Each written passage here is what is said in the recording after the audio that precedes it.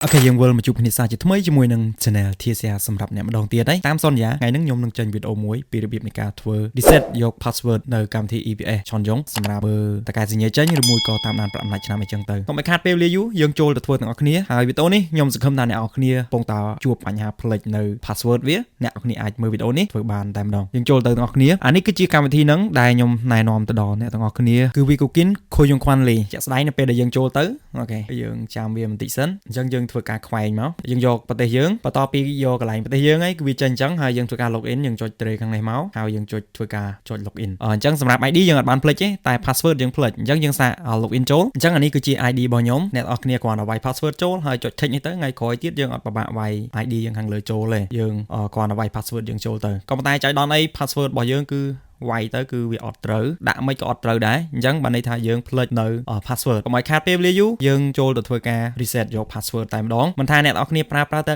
error ឬមួយក៏កំពុងតែផ្លេច password ទេអ្នកនរគ្នាអាចធ្វើតាមវីដេអូនឹងបានដូចគ្នាអ្វីដែលយើងត្រូវចូលនឹងអត់ពិបាកទេយើងចូលទៅក្នុង Safari ឬក៏ Google Chrome ឬមួយក៏កម្មវិធីផ្សេងក៏បានដែរឲ្យតែយើងចូលទៅក្នុងកម្មវិធីអ៊ីនធឺណិតបានសម្រាប់ខ្ញុំចូលទៅក្នុង Safari ពពុះ iPhone ហើយអញ្ចឹងអ្នកនរគ្នាអាច search តាមខ្ញុំបានយើងគ្រាន់តែ search ពាក្យថា EPS មកយើងមិនបាច់ចាំវែងឆ្ងាយទេគ្រាន់ដាក់ថា EPS អញ្ចឹងមកអូខេបន្ទាប់ពីយើង search ពាក្យ EPS ហើយយើងធ្វើការ enter មកបន្តមកទៀតវាចេញជាទ្រង់ទ្រាយលក្ខណៈបែបហ្នឹងហើយយើងចូលទៅយកអាជួរទី2ដែលពាក្យកូរ៉េគេដាក់ថា Wikokin Khoyongkwanli System Khoyong 24ហ្នឹងអញ្ចឹងយើងចុចលើហ្នឹងមកហើយវាបង្ហាញជាទ្រង់ទ្រាយបែបនេះអញ្ចឹងសម្រាប់ខ្ញុំអានេះខ្វែងចោលចុច tick មួយមកបន្តមកទៀតយើងមិនបាច់ចាំតន់ជ្រើសរើសយកទង់ជាតិទេយើងអូសមកលើតិចមកហើយយើងទៅរកមើលពាក្យមួយយើងបរិចឲ្យធំតិចមកដើម្បីស្រួលមើលទៅរកពាក្យមួយខាងលើគេហ្នឹងកន្លែងពាក្យគេដាក់ថា Wikokin Login អញ្ចឹងយើងចុចលើហ្នឹងមកនេះបន្តពីចុចលើហ្នឹងវាចេញអញ្ចឹងហើយអ្វីដែលយើងត្រូវធ្វើបន្លោះនេះខ្ញុំនឹងប្រាប់អ្នកទាំងអស់គ្នាលម្អិតមួយអូខេសម្រាប់យើងផ្លេច ID ឬក៏ password យើងចុចខាងហ្នឹងមកខាងឆ្វេងហ្នឹងយើងចុចមកបន្ទាប់ពីចុចមកយើងទាញមកនេះមកវាចេញជាលក្ខណៈទ្រង់ទ្រាយបែបហ្នឹងអានេះខ្ញុំអត់ធ្វើពីរបៀបនៃការស្វែងរក ID ទេគឺខ្ញុំនឹងធ្វើ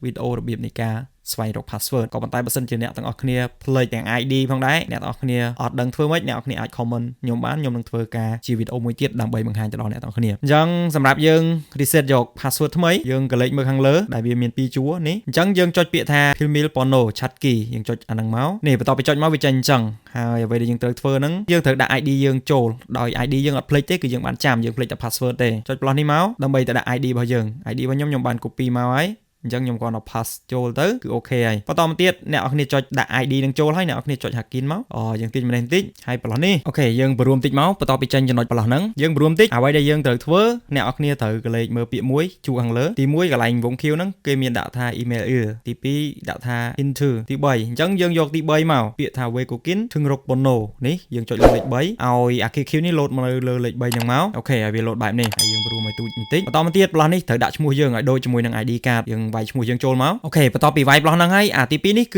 ឺវាយជាមួយនឹងលេខក្នុង ID card ថ្ងៃខែឆ្នាំកំណើតហើយនឹងលេខ7ខ្ទង់ខាងក្រោយអញ្ចឹងយើងវាយបញ្ចូលមកហើយយើងបាច់ដក clear ទេតោះពីយើងវាយចូលរួចហើយអ្នកនរគ្នាចុចកន្លែងពាក្យថា Philmil Pono Chat Key ចុចលើហ្នឹងមកអញ្ចឹងវាចេញមកតង់ទៀតអាមកតង់នេះសំខាន់មែនតើធ្វើឲ្យយើងកំណត់នៅ password ថ្មីវាមានអក្សរធំអក្សរតូចលេខហើយនឹងសញ្ញាអញ្ចឹងទៅនេះក្នុងកន្លោហ្នឹងលើអាក្រមហ្នឹងគឺយើងត្រូវដាក់ដូចគ្នាអញ្ចឹងយើងដាក់មកចាប់ពី8ខ្ទង់ឡើងអ្នកនរគ្នាក្រម8ខ្ទង់គឺអត់បានទេផ្លោះនេះខ្ញុំបញ្ជាក់អ្នកនរគ្នាលើអាក្រមគឺត្រូវឲ្យដូចគ្នាអត់មានឲ្យខុសគ្នាទេ password ខាងលើមិន password ខាងក្រោមអញ្ចឹងបន្តទៀតអ្នកនរគ្នាចុចពាក្យថា hackin ផ្លោះនេះយើង note now មកវាអត់ជាបញ្ហាទេអូខេហើយប្រឡោះនេះផងដែរគឺយើងបានធ្វើការដាក់ហើយចុះហើយអញ្ចឹងយើងសាកវាយ password មិញបញ្ចូលបន្ទាប់ពីវាយ password បញ្ចូលបានអ្នកនរគ្នាចុចពាក្យថា login ហើយបន្តមកទៀតប្រឡោះនេះយើងត្រូវដាក់ថ្ងៃខែឆ្នាំកំណើតរបស់យើងមកតង់ទៀតទៅបានជោគជ័យអញ្ចឹងយើងវាយមកតង់ទៀតមកអាក្នុងហ្នឹងយើងដាក់ទៅ6ខ្ទង់ឯអ្នកនរគ្នាបន្ទាប់ពីយើងដាក់ថ្ងៃខែឆ្នាំកំណើតយើងចូលរួចហើយយើងចុចពាក្យថា hackin នេះអូខេគឺយើងបានចូលបាន 100% ហើយអានេះហើយខាងលើនេះគឺជាឈ្មោះយើងអញ្ចឹងបន្តមកទៀតដើម្បីឲ្យជាការបាច់ស្រេចអ្នកនរគ្នាអាចចូលទៅ login ជាមួយនឹងកម្មវិធី EPS យើ